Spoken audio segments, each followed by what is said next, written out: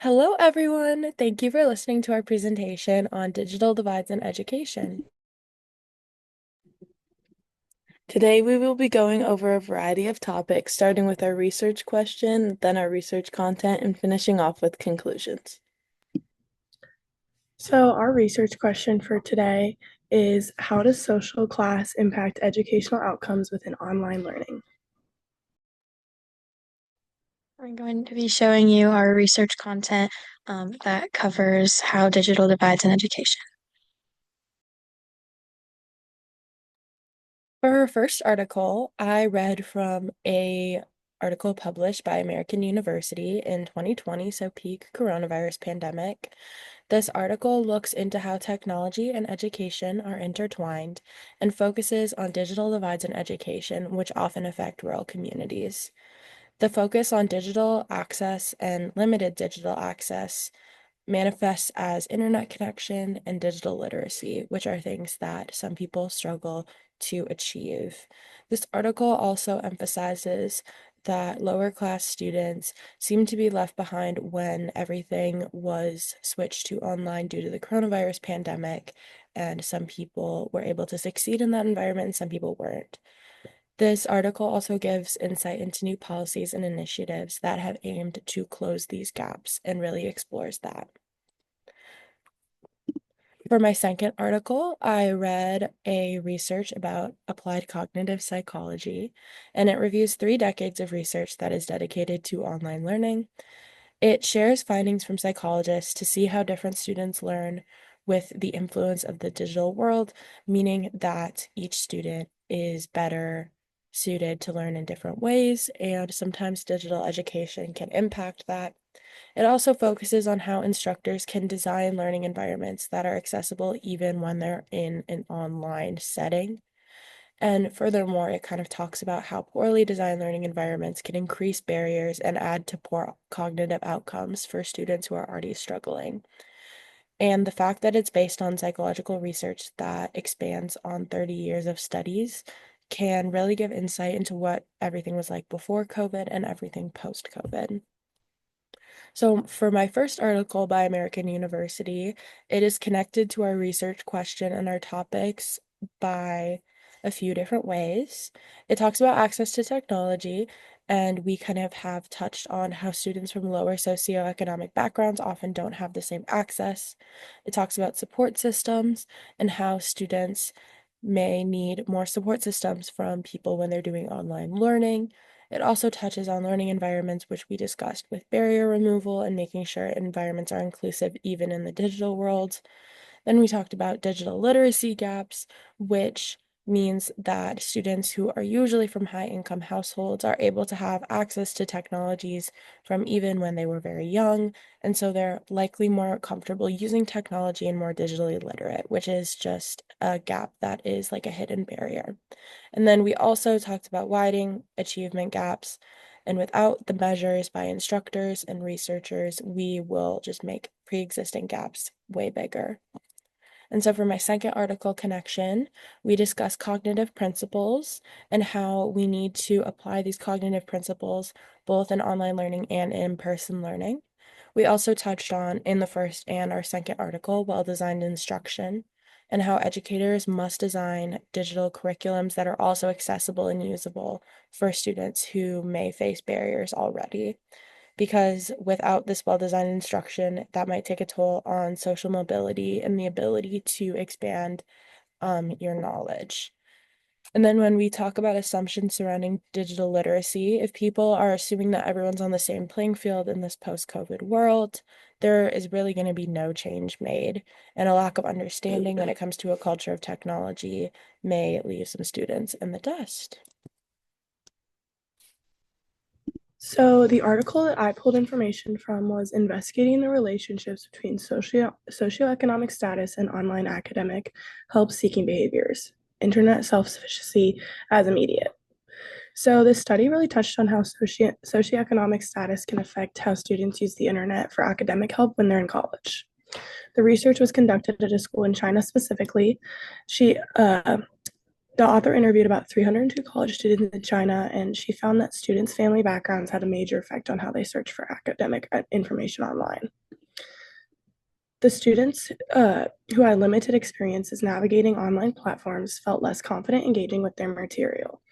Therefore, the study suggests that higher socioeconomic status allowed for greater development of students' confidence with technology and learning behaviors.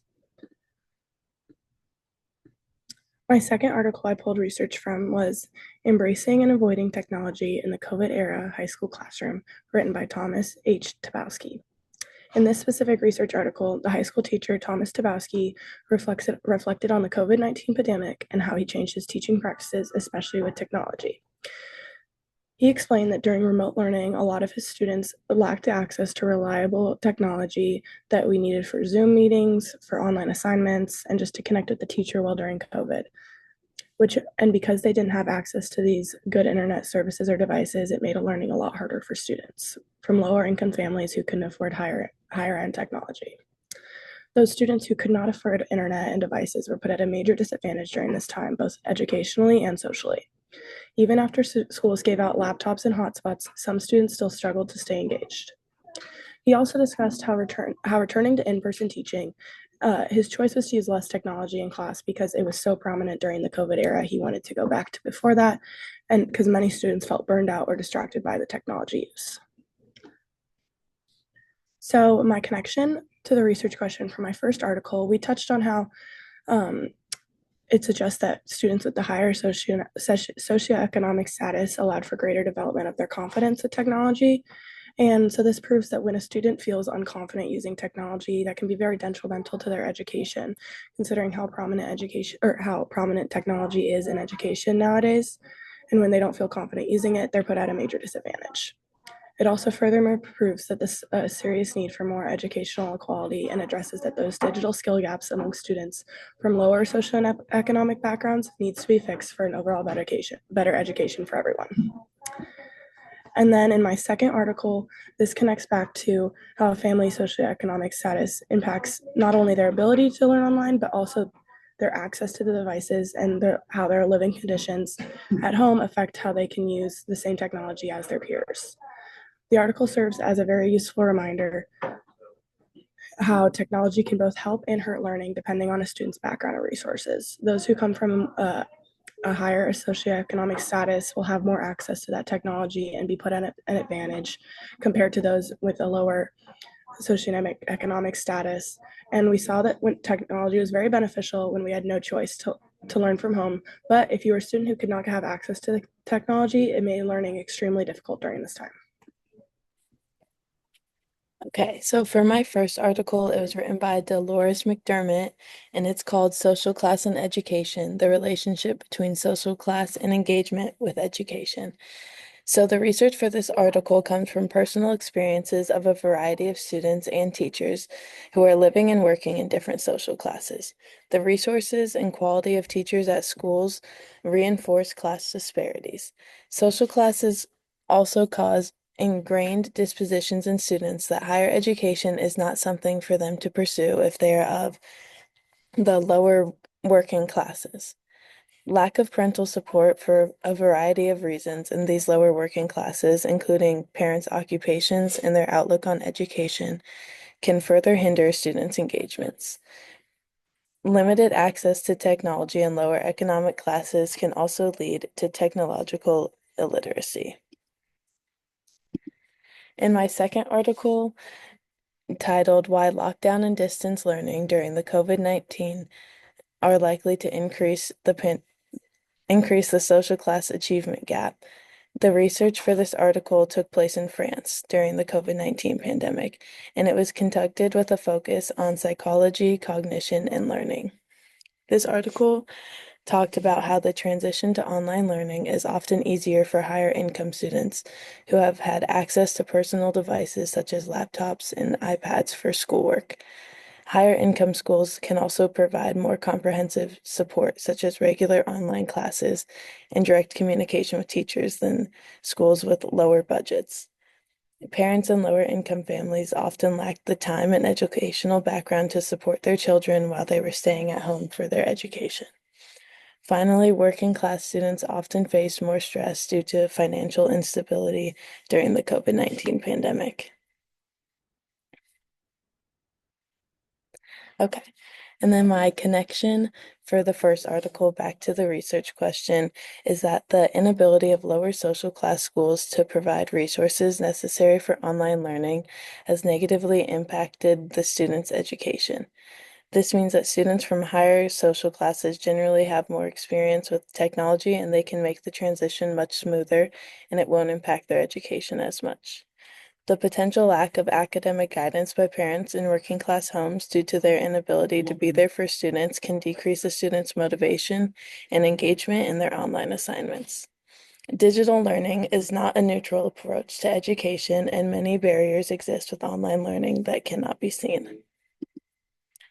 And then my connection to the question, our research question from my second article, is that the combined effects of online learning due to COVID-19 led to the achievement gap between classes to grow. This article gives us a specific and recent time period to examine the effects of online learning and how it affects students of different social classes differently. Schools lacking the ability to provide students adequate material and support are main contributors to the growing disparity in student achievement in different classes. Some suggested ways to work against this issue that were mentioned in the article include providing funding for the most deprived students and making teachers aware of the challenges students may face with distance learning. So these two articles both specifically focused on how the pandemic exposed and deepened educational inequalities. So Mueller based their findings on survey data collected across multiple countries, which allowed them to compare how social class barriers manifested like in different educational systems. Mueller showed us that students from lower socioeconomic backgrounds had fewer resources for distance learning, often either sharing devices or lacking stable internet. They described it as a cultural mismatch, meaning many educational platforms encourage independent learning, which can clash with more of the interdependent values or necessities more common in working class homes. Students from lower social class backgrounds often had added stress during the pandemic, like financial or food instability, unstable housing, or having to care for siblings while learning from home. And this all made it even harder to concentrate, stay motivated. Psychological stress also played a role, as low income students reported lower confidence and higher anxiety. And then Lee focused on how wealthier students use supplemental, or they described it as shadow education, like private tutoring, online programs, and learning pods, like groups of students learning together to stay ahead. This access was also shaped by race. White and Asian families were statistically far more likely to invest in these resources. And Lee and his authors, they used nationally representative data just from the US to analyze this, how social class and race influenced families' use of supplemental education. And so this showed how the pandemic widened class-based disparities. So these studies connect to our essential question. Digital access is, of course, the foundation. So students without devices or Wi-Fi fall behind from the start. Also, the home learning environment matters. Students in higher income households typically had quieter, organized spaces with parent support, while lower income students often lacked both of these. Wealthier families could supplement with tutors or programs that these kind of acted like as safety nets, which created deeper divides. Mueller showed us that education isn't material, it's also emotional and cultural. And students from working class backgrounds often fell out of place or were less confident in online learning. So this shows how class continues to impact who succeeds and who struggles, particularly in online learning.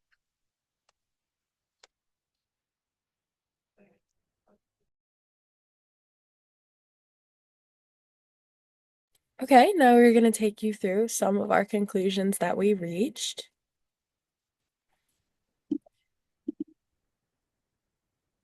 So you've heard a lot of information today, but there are several ways for low-income students and parents to advocate for better outcomes in these online educational inequalities. First and foremost, they can push for more equitable access to technology, like school-provided laptops or Wi-Fi spots. Since working-class students often face a cultural mismatch and higher stress levels, parents can advocate for more inclusive teaching methods and better mental health resources that help every student's needs. Also, families can partner with schools, libraries, or nonprofits to create or access free academic support, like tutoring or learning apps, which can be alternatives to the paid resources wealthier families can afford. So one reason these support systems are still severely lacking is that these disparities in online learning are a relatively new issue. The rapid shift to virtual education during COVID exposed the deep socioeconomic gaps that schools were already not fully prepared to address. And as a result, policies and infrastructure are still catching up, which makes the advocacy all more important. And it's stronger when it's collective. So parents and students should organize school board meetings or form support networks in neighborhoods to demand more clear and transparent information from schools and the government about what help is available and how to get it. And all these strategies can begin to close the gap in online education, making it more equitable for everyone. So here are references. These go over all of the articles we mentioned previously during our research content. And we wanted to thank you so much for listening. Have a great summer.